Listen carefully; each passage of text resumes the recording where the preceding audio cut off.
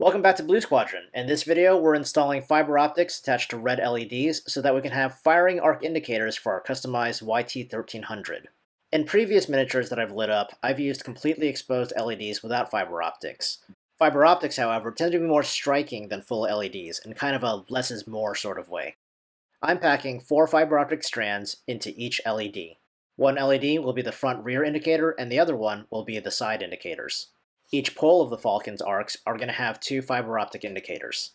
The diameter of the fiber optic bundle is far smaller than the 5mm LED that I've chosen for it.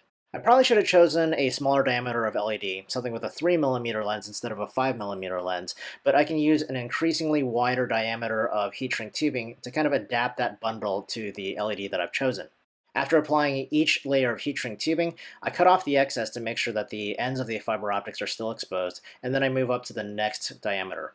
These plastic fiber optic strands are cheap, extremely flexible, and very durable. However, they are sensitive to heat.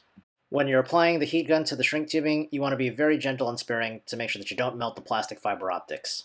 And don't forget, with each layer that you apply, you have to cut off the excess heat shrink tubing. This is to make sure that the ends of the fiber optic strands are exposed and are in direct contact with the lens of the LED that you're attaching it to.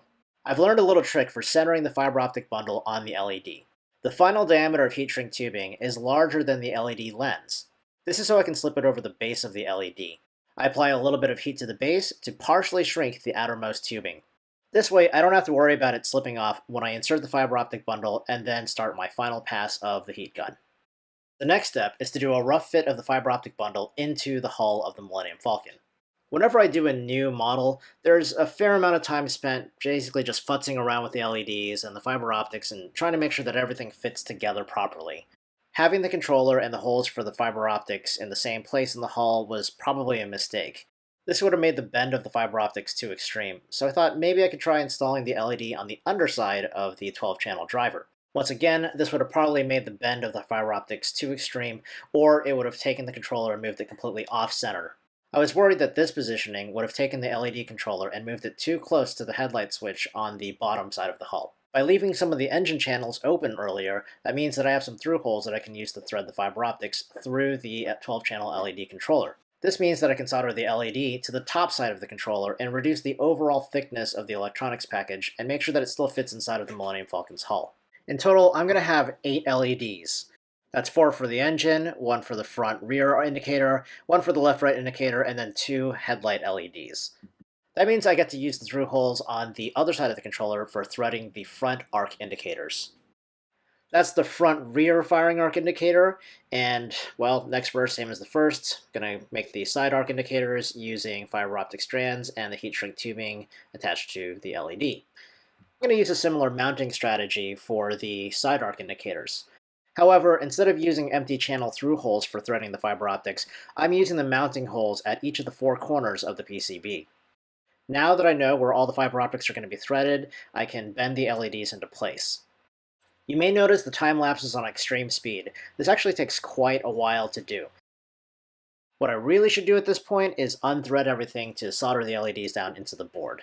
However, I was feeling lucky and decided I was going to try my hand at soldering everything in place without unthreading the fiber optics. This isn't really the best idea simply because the soldering iron can cut straight through one of those fiber optic strands. It's a lot like playing that board game from the 1980s, you know, Operation.